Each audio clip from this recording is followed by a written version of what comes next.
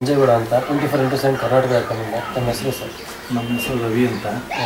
ನಾವು VSS director ಆಗಿದ್ವಿ. ನಮ್ಮ ಮನೆಯವರು ಚಿಕ್ಕನಹಳ್ಳಿ ತಾಲೂಕ್ ಪಂಚಾಯತಿ ಕ್ಷೇತ್ರದ ತಾಲೂಕ್ ಪಂಚಾಯತಿ ಮೆಂಬರ್ ಆಗಿದ್ದಾರೆ. ಮೇಡಮ್ ತಮ್ಮ ಹೆಸರು ಏನು? ಶೈಲಜಾ. TP ಮೆಂಬರ್ ಆಗಿದ್ದಾರೆ. ನಿಮ್ಮ ಕ್ಷೇತ್ರದಲ್ಲಿ ಟೋಟಲ್ ಓಟ್ ಎಷ್ಟು? 6,000 ಓಟ್ ಆಗಿದೆ. ನಿಮ್ಮ ರೀಡಿಂಗ್ ಓಟ್ ತೊಗೊಂಡಿದ್ದು ಎಷ್ಟು ಸ್ಪರ್ಧೆಯಿಂದ ನೀವು? 625. ಮೇಡಮ್ ನಿಮಗೆ ಫಾಲೋವರ್ಸ್ ಯಾವ ಫಾಲೋವರ್ಸ್ ಆಗಿದ್ರಿ ಮೇಡಮ್? ಯಾವ ಪಕ್ಷದ ಫಾಲೋವರ್ಸಿಂದ ಗೆದ್ದಿರಿ?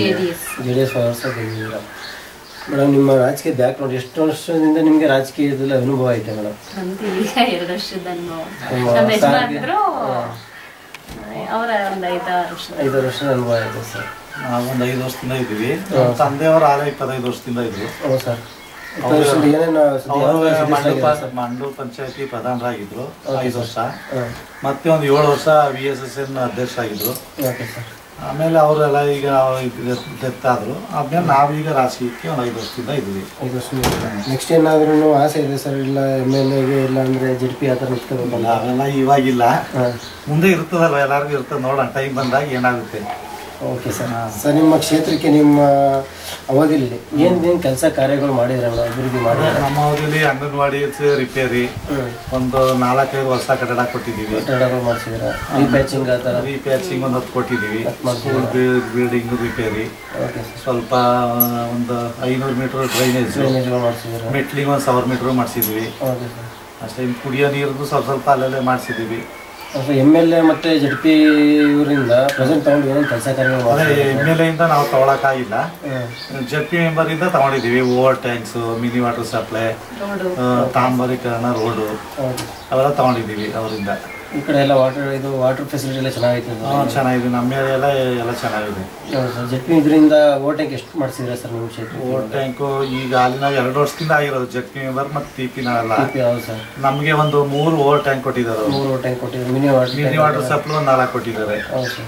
ಇನ್ನು ಅದೇ ಇನ್ನೇನು ತಾಂಬಾರು ಒಂದು 2-3 ಕೊಟ್ಟಿದ್ದಾರೆ. ತಾಂಬಾರು ಮಾಡಿಸಿದ್ದಾರೆ. ಮತ್ತು ಇನ್ನೇನು ಕೆಲಸ ಕಾರ್ಯಗಳು ಮಾಡಿಸಿದ್ದಾರೆ? ಪೈಪ್ ಲೈನ್ ಎಲ್ಲ ಕೊಟ್ಟಿದ್ದಾರೆ. ಪೈಪ್ ಲೈನ್ ಒಂದು 1000 ಮೀಟ್ರ್ ಪೈಪ್ ಲೈನ್ ಕೊಟ್ಟಿದ್ದಾರೆ. ಇನ್ನೂ ಆಗ್ಬೇಕಾ? ಇನ್ನೂ ರೋಡ್ ಎಲ್ಲ ಇನ್ನೂ ಇದೆ, ಡ್ರೈನೇಜ್ ಇದೆ, ಎಲ್ಲ ಮಾಡಿಸ್ಬೇಕು. ಇನ್ನು ಜನಗಳಿಗೆ ಇನ್ನೂ ಸಮಾಧಾನ ಆಗಿಲ್ಲ. ಅವೆಲ್ಲ MLA ಅಂತಿದ್ರೆ ಒಂದು ಫಂಡ್ ಕೊಟ್ರೆ ಅವರು ಮಾಡಿಸ್ಬೋದು. ಈಗ ಅವರೇ ಬೇರೆ ಪಕ್ಷ ಆಗಿರೋದ್ರಿಂದ ನಮ್ಗೇನು ಕೊಡಲ್ಲ. ಅವ್ರದ್ದು ಏನು ಬೇಕು ಆ ಏರಿಯಾಕ್ಕೆ ಮಾಡ್ಕೊಡ್ತಾರೆ. ನಮಗೆ ಅನುದಾನ ಕಮ್ಮಿ ಆಗಿದೆ. ಪ್ರೆಸರಿಂದ ಯಾವ್ದಾದ್ರು ಮನೆಗಳು ಕೊಡ್ಸೋದು ಆ ಥರ ಮಾಡಿದ್ದಾರೆ? ಅದೇ ಬಸವನ ಯೋಜನೆಯಲ್ಲಿ ಗುಡಿಸಲು ರೈತ ಪಟ್ಟಿದೆ ಒಂದು 120 ಮನೆ ನಮ್ಮ ಪಂಚಾಯತಿ ಹೊರಗಡೆ. ಹುಣಸವಾಡಿ ಪಂಚಾಯತಿ ಒಂದು 80 ಬಂದಿದೆ. 80 ಕೊಡ್ಸಿದೆ ಪ್ರೆಸರಿಂದ. ಮತ್ತು ಇನ್ನೂ ಕೆಲಸ ಕಾರ್ಯಗಳು ಮಾಡಿದ್ದಾರೆ ಈಗ ಅಷ್ಟೇ ಹೇಳ್ಬೋದ? ಅಷ್ಟೆಲ್ಲ ಮಾಡಿದ್ದೀವಿ. ಈಗ ಇನ್ನೂ ಆಗ್ಬೇಕು, ಇನ್ನೂ ಸುಮಾರು ಬೇಕಾದಷ್ಟು ಇದೆ. ಏನೇನು ಆಗಬೇಕು ಅಂದ್ಕೊಂಡಿದ್ದೀರಾ? ಅದೇ ಇನ್ನು ಮೆಟ್ಲಿಂಗ್ ಆಗಬೇಕು, ಡ್ರೈನೇಜ್ ಆಗಬೇಕು, ಇನ್ನೂ ಸ್ವಲ್ಪ ವಾಟರ್ ಸಪ್ಲೈ ಇದೆ, ಅದೆಲ್ಲ ಆಗಬೇಕು. ಇನ್ನೂ ರೋಡ್ಗಳು ಡಾಂಬರೀಕರಣ ಎಲ್ಲ ಆಗಬೇಕು ಎಲ್ಲ ಹಳ್ಳಿಲಿ. ಸರಿ ಸರ್. ಮತ್ತು ಇದು ನಿಮ್ಮ ಕ್ಷೇತ್ರದಲ್ಲಿ ನೀವು JDS ಫಾಲೋವರ್ಸ್ ಅಂತೀರಾ, ಯಾರು MLA ಆಗಬೇಕಂತ ಬಯಸ್ತಾರೆ ಸರ್? ನಮಗೆಲ್ಲ ಒಬ್ರು ನಾಯಕರು ಅಂತ ಮಾದೇವಣ್ಣವ್ರು ಇದ್ದಾರೆ. ಅವರು ಈ ಸತಿ ಅವ್ರದ್ದು ಈ ಸತಿ ಆಗೋದ್ರಲ್ಲಿ ಏನು ತೊಂದರೆ ಇಲ್ಲ, ಹಾಗೆ ಇರ್ತಾರೆ. ಅವ್ರು ಆದ್ರೆ ನಮ್ಗೆ ಒಳ್ಳೇದು. ಕೆಲಸ ಕಾರ್ಯಕ್ಕೆಲ್ಲ ಇನ್ನೊಂದು ನಮ್ಗೆ ಇದಾಗುತ್ತೆ. ಹೌದು ಸರ್. ಇದು ಸ್ಟೇಟಲ್ಲಿ ಯಾವ ಗೌರ್ಮೆಂಟ್ ಬರೋಕೆ ಅನ್ಕೊಳ್ತೀರಾ ಸರ್? ಯಾರು ಮುಖ್ಯಮಂತ್ರಿ ಆಗಬೇಕು ಅನ್ಕೊಳ್ತೀರಾ? ಕುಮಾರಸ್ವಾಮಿ ಅವರು ಮುಖ್ಯಮಂತ್ರಿ ಆದ್ರೆ ಒಳ್ಳೇದು. ಸ್ವಲ್ಪ ರೈತರು ಪರ ಹೋರಾಡ್ತಾರೆ. ಸರ್ ಲಾಸ್ಟ್ ಕೊನೆಯಲ್ಲಿ ನಿಮ್ಮ ಕ್ಷೇತ್ರಕ್ಕೆ ನೀವು ಏನು ಹೇಳಕ್ಕೆ ಇಷ್ಟಪಡ್ತೀರಾ ಜನರಿಗೆ? ಏನಿಲ್ಲ, ಎಲ್ಲ ಕೆಲಸ ಕಾರ್ಯ ಆದ್ರೆ ಅವರು ಪಾಪ ಇಷ್ಟಪಡ್ತಾರೆ. ನಮಗೆ ಬರೋ ಅನುದಾನ ನಾವು ಖಂಡಿತ ಕೆಲಸ ಮಾಡಿಸ್ತೀವಿ. ಮೇನ್ ಫಂಡ್ ಬರ್ಬೇಕು, ಮೇನ್ ಅನುದಾನ ಬರ್ಬೇಕು. ಏನು ಮಾಡಕ್ಕಾಗಲ್ಲ. ನಮ್ಮ ಕೈಲಿ ಆದಷ್ಟು ನಾವು ಕೆಲಸ ಮಾಡಿಸ್ತೀವಿ.